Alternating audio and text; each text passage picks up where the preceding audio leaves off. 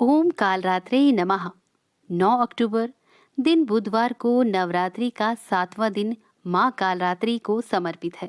माँ का नाम काल और रात्रि से मिलकर बना है।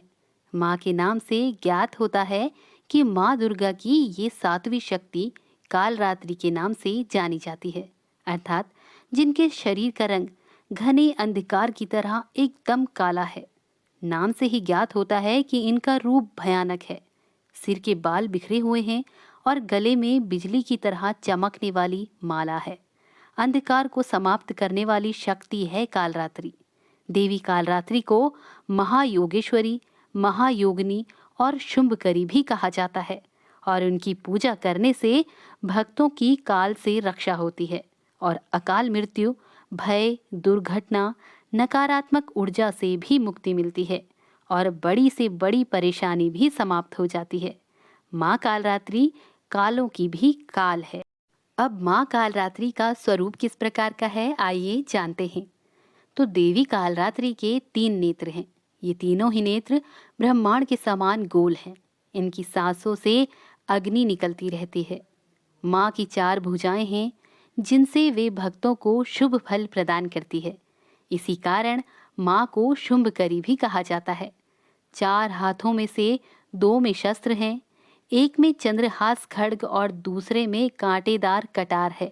दूसरी ओर एक हाथ अभय मुद्रा में और दूसरा वर मुद्रा में रखकर माँ भक्तों को वर प्रदान करती है। माँ का ऊपरी तन लाल वस्त्र से और नीचे का आधा भाग बाघ के चमड़े से ढका रहता है। माँ का वाहन गधा है। अब आज के दिन माँ की पूजा किस प्रकार करनी है, तो सप्तमी की पूजा अन्य दिनों की तरह ही होती है, परंतु रात्रि में विशेष विधान के साथ देवी की पूजा की जाती है। इस दिन कहीं कहीं तांत्रिक विधि से पूजा होने पर मदिरा भी देवी को अर्पित की जाती है। सप्तमी की रात्रि सिद्धियों की रात भी कही जाती है।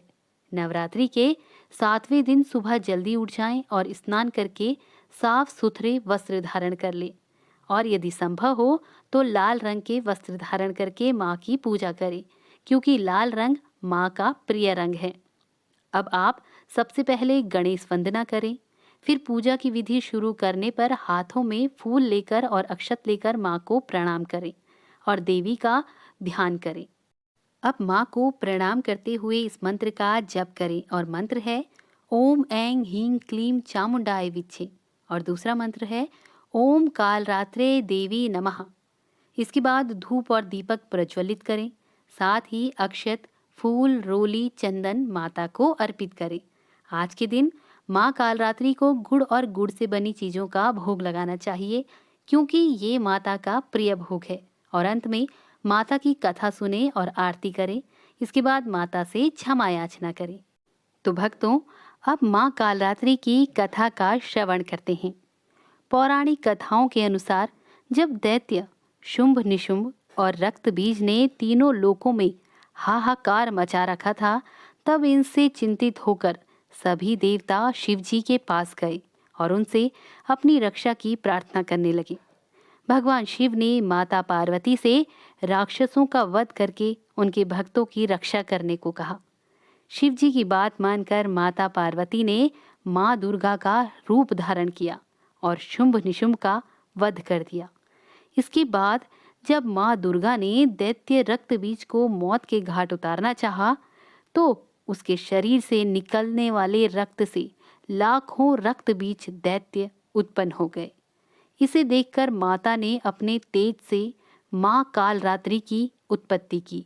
इसके बाद जब माँ दुर्गा ने दैत्य रक्त बीज का वध किया और उसके शरीर से निकलने वाले रक्त को माँ कालरात्रि ने जमीन पर गिरने से पहले ही अपने मुख में भर लिया। इस तरह माँ दुर्गा ने सबका गला काटते हुए रक्त बीज का वध कर दिया। देवी कालरात्रि की उपासना करने से ब्रह्मांड की सारी सिद्धियों के दरवाजे खुल जाते हैं और समस्त आसुरी शक्तियां उनके नाम के उच्चारण से ही भयभीत होकर दूर भागने लगती है। इसलिए दानव, दैत्य, राक्षस और भूत प्रेत उनके स्मरण से ही भाग जाते हैं। माँ कालरात्रि ग्रह बाधाओं को भी दूर करती हैं और अग्नि, जल, जंतु और रात्रि भय भी दूर हो जाते हैं। इनकी कृपा से भक्त हर तरह के भय से मुक्त हो जाता है। तो बोलिए माँ कालरात्रि की जय। तो भक्तों, ये थी नवरात्रि के 7वें दिन देवी दुर्गा के सप्तम स्वरूप कालरात्रि के विषय में कुछ जानकारी। अपने अगले वीडियो में माँ के 8वें स्वरूप माँ महागौरी के विषय में कुछ महत्वपूर्ण जानकारी लेकर आपके समक्ष फिर से उपस्थित होंगी। तब तक के लिए नमस्कार।